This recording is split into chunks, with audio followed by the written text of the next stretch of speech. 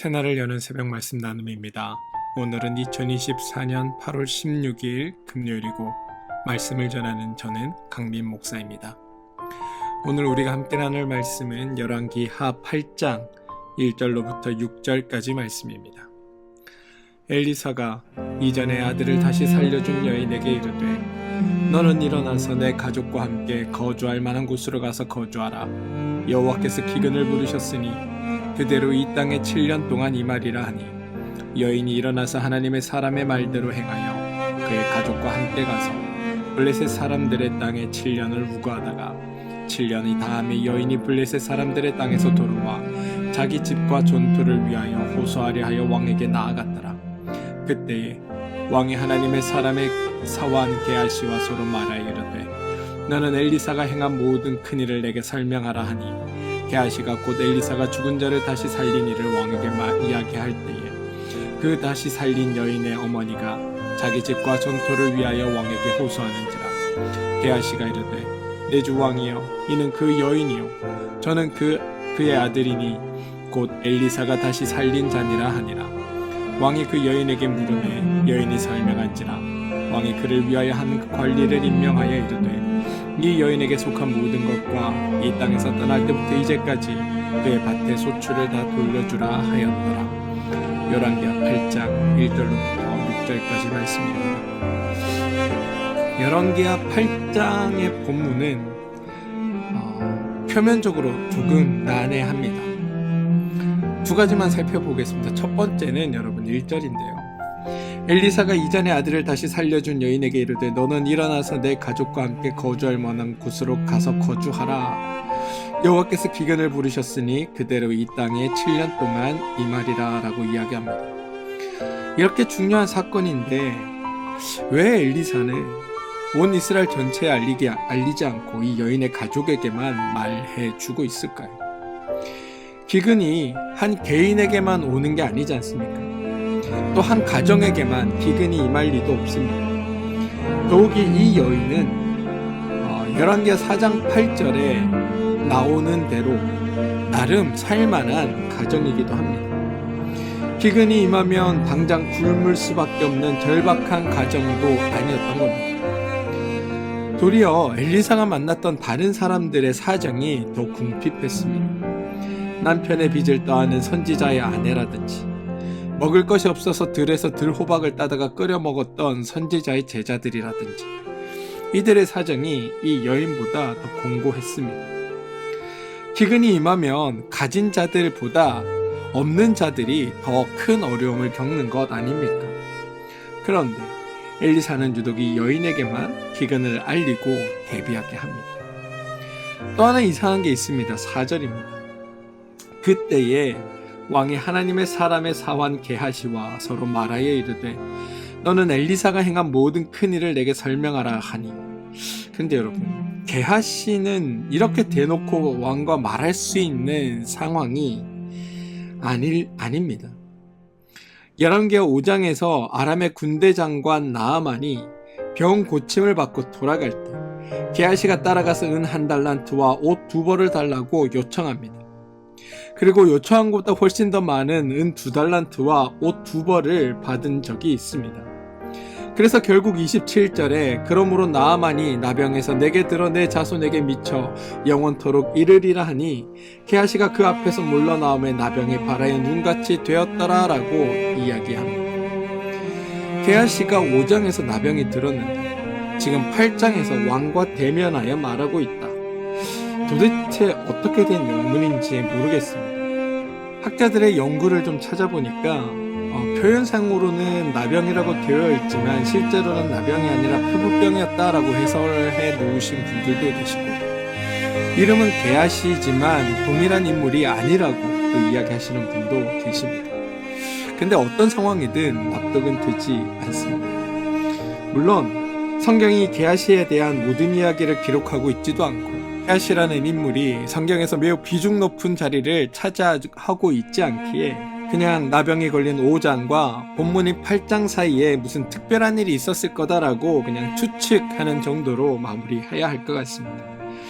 그런데 여러분 이것보다 우리가 더 집중하고 주의 깊게 봐야 할 부분이 있습니다. 우리가 성경에서 관심 갖는 건 이스라엘 왕정사는 왜 이런 방식으로 기록되어 있는가라는 겁니다.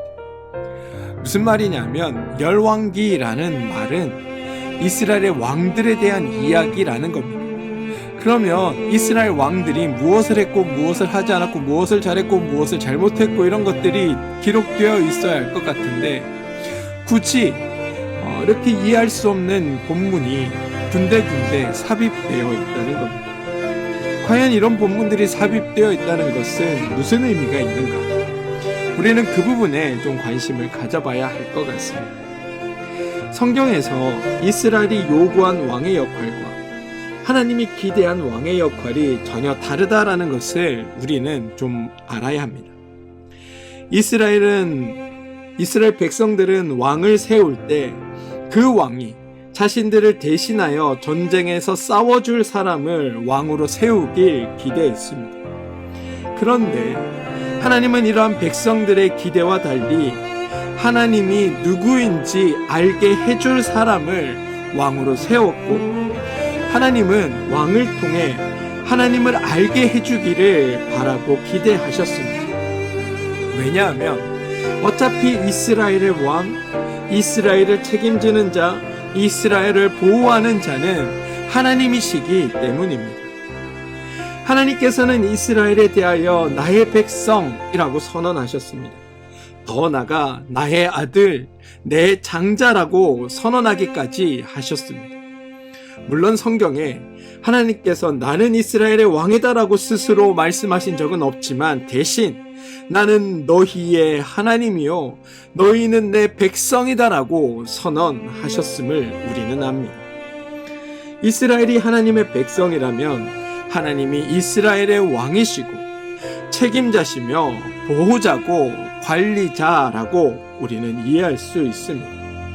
그래서 이스라엘이 왕을 요구한 것에 대해 하나님은 이스라엘이 나를 버렸다라고 말씀하시는 겁니다. 하지만 이스라엘이 하나님을 버려도 하나님은 이스라엘을 버리지 않으셨습니다. 이스라엘의 하나님, 이스라엘의 왕으로서의 역할을 하나님은 중단하거나 포기하지 않으셨습니다. 이스라엘 백성들이 끈질기게 자신들의 왕을 세워달라 하니까 하나님께서는 마지못해 왕을 세워주셨을 뿐입니다. 하나님이 왕을 세워주셨다고 해서 하나님의 역할을 왕에게 위임하신 것이 아니라 하나님은 하나님의 역할을 하시고 그 왕들을 통해 하나님이 어떤 분인지를 알게 하고자 하는 것, 그게 하나님의 기대였고 뜻이었다는 겁니다. 우리는 이 사실을 기억하고 있어야 합니다. 따라서 이스라엘의 왕이 등장한다라고 해서 왕이 이스라엘의 통치자이거나 지배자이거나 주권자라고 생각해서는 안 됩니다. 왕도 하나님이 이스라엘을 책임지고 보호하고 관리하는 자들 중에 한 명에 불과합니다. 그래서 이스라엘에서 왕은 하나님과의 관계에서 신실한 모습을 보여야 하는 겁니다. 하나님의 말씀을 잘 듣고 그분의 뜻을 쫓을 수 있는 자가 왕이어야 한다는 겁니다. 혹시 백성들은 하나님 말씀을 듣지 않을지라도 왕은 하나님의 말씀을 듣는 모습을 백성들에게 보여주어야 했습니다. 그것이 하나님에게 세움받은 사람, 하나님으로부터 왕으로 인정받은 자들의 역할입니다. 하나님에 의해 세움받은 사람은 하나님이 없어도 일을 잘해내는 모습을 보여주는 게 왕으로서의 책무가 아닙니다. 정반대로 하나님이 있어야 일을 잘해낼 수 있음을 보여주어야 합니다.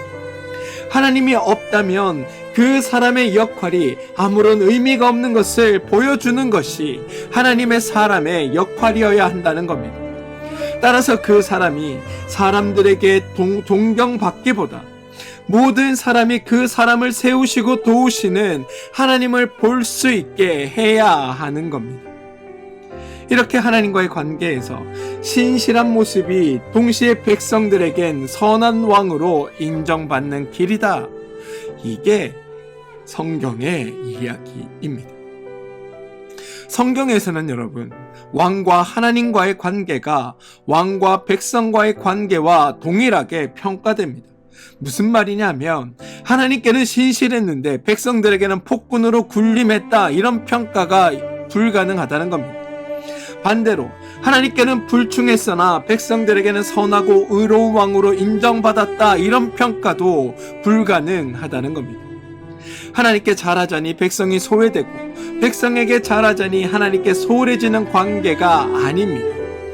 종종 열왕기서는 왕에 대해 오직 하나님과의 관계만을 평가해 놓은 것으로 착각하는 경향이 우리에겐 있습니다. 그런데 이건 성경이 하나님과의 관계만을 기록해 놓았을 뿐이지 실제로는 백성들과의 관계 역시도 하나님과의 관계와 동일하게 해석할 수 있어야 한다는 겁니다. 여호와 보시기에 선하면 백성들이 보기에도 선한 왕이고, 여호와 보시기에 악하면 백성들이 보기에도 악한 왕이다. 이 사실을 알아야 합니다. 종종 교회에서 매우 신실한 하나님의 사람 같고 정말 본받을 만한 그리스도인들처럼 보이지만 알고 봤더니 가정이나 직장에서는 폭군 저리 가라 하는 분들을 볼 때가 있습니다. 그런데 여러분, 이건 바람직한 모습이 아닙니다. 하나님께 선하고 신실한 종이라면 내 주변의 다른 사람, 특히 나와 삶을 나누는 가족이나 직장 동료 같은 분들과도 관계가 선하고 신실해야 하는 겁니다. 그것이 아니라면 다 거짓이고 그렇게 보이도록 스스로를 속이고 있다는 사실을 알아야 합니다. 여러분, 열왕기서는 왕들에 관한 내용이 주를 이룹니다. 하지만 백성들이 등장하면 주로 선지자가 함께 그 백성의 상황을 듣고 백성들의 문제를 해결하는 모습으로 나옵니다. 정작 왕은 백성들이 등장할 땐 거의 등장하지 않습니다. 열왕기하 2장에 여리고 성읍에 사는 사람들이 물이 나빠 토산이 익지 못하고 떨어지기에 어려움을 겪고 있습니다. 이때 엘리사가 소금을 물 근원에 던져 물을 고쳐주고 백성들의 문제를 해결합니다. 4장에서는 선지자의 아내가 빚에 시달려 아들을 빼앗길 위험에 처했을 때 기름병에 기름이 마르지 않게 하고 빚도 갚고 아들과 함께 살 수 있도록 선지자가 문제를 해결합니다. 6장에 가면 선지자의 제자들이 요단에서 나무를 할 때 빌려온 쇠도끼를 물에 빠뜨릴 곤란한 상황에 처했을 때 엘리사가 나뭇가지를 던져 쇠도끼를 물에 떠오르게 하여 문제를 해결합니다. 백성들이 어려움을 겪고 백성들이 고난을 당할 때 왕들은 등장하지 않고 오히려 선지자들이 등장하여 종횡무진 활약을 하며 그들의 문제를 해결해 갑니다. 그리고 이럴 때면 도대체 왕들은 무엇을 하는 존재인지 알 수 없습니다. 왕이 있지만 백성들을 위해 일하는 왕은 없다라는 게 성경의 고백인 겁니다. 열왕기서에서 왕과 백성이 직접 관련된 이야기를 찾아보면 한 4번 정도 등장합니다. 첫 번째는 열왕기상 3장입니다. 여기엔 창기 2 여자가 왕에게 나와 판결을 요청하는 이야기가 나옵니다. 근데 이 이야기가 아주 진귀하고 중요한 사건인데, 왜냐하면 성경에서 백성이 왕에게 도움을 청하러 나온 것 자체가 매우 희귀한 사건이기 때문입니다. 뿐만 아니라 왕이 백성의 이야기를 귀 기울여 듣고 그의 문제를 해결해 주는 것, 이것 자체도 별로 없습니다. 물론 이야기의 전개는 3장 전반부에 나오는 솔로몬이 받은 지혜를 증명하기 위해 백성의 이야기가 들어가 있는 것 같지만, 백성들의 입장에서 본다면 왕의 판결을 통해 자신의 억울한 일을 해결받은, 그래서 여인의 문제가 해결되는 이야기가 이곳에 등장하는 겁니다. 그 장면의 마지막인 3장 28절을 보면 온 이스라엘이 왕이 심리하여 판결함을 듣고 왕을 두려워하였으니 이는 하나님의 지혜가 그 속에 있어 판결함을 봄이더라 라고 고백됩니다. 그리고 이 모습이 하나님이 왕에게 기대하신 바입니다. 백성들의 문제를 해결해주고 백성들의 삶을 평안하게 하고 행복하게 해주라는 것. 이것을 위해서 하나님께서 솔로몬에게 지혜를 허락하신 겁니다. 그런데 솔로몬의 경우 이것이 처음이자 마지막입니다. 그 이후에 그는 자신의 지혜를 우상 숭배하는 데 사용하고 자신의 부인과 첩을 늘리는 데 사용하고 나라를 망치는 데 자신의 지혜를 사용하는 것을 볼 수 있습니다. 왕과 백성이 직접 관련된 이야기가 등장하는 두 번째는 열왕기상 12장입니다. 솔로몬에 이어 왕위에 오른 르호보암에게 백성들이 찾아와 솔로몬 왕 시절에 있었던 고역과 무거운 멍에를 가볍게 해달라고 요청하는 이야기가 바로 다음입니다. 솔로몬의 통치 40년 동안 전반기 20년은 성전과 신전과 왕궁을 짓느라 백성들이 고역을 치릅니다. 그리고 후반기 20년은 솔로몬이 허랑방탕하게 사느라 백성들에게 무거운 멍에를 매게 했습니다. 사실 열왕기서에서 묘사하는 솔로몬은 백성을 위하는 왕이라기보다 백성을 수탈하고 백성을 압제하고 백성의 삶을 송두리째 말살한 왕처럼 그려집니다. 사람들은 솔로몬의 지혜와 그가 누렸던 번영과 그가 지은 성전과 왕궁 그리고 그가 세상 사람들에게 받았던 영광을 강조하지만 성경은 솔로몬의 지혜와 번영과 건축과 영광이 그의 백성들을 오히려 더 핍박하고 어렵게 만들었다고 우리에게 이야기합니다. 백성의 삶을 복되게 만들라고 주신 하나님의 지혜가 오히려 백성들의 삶을 공고하게 만드는 데 사용되었다고 성경이 고백하고 있는 겁니다.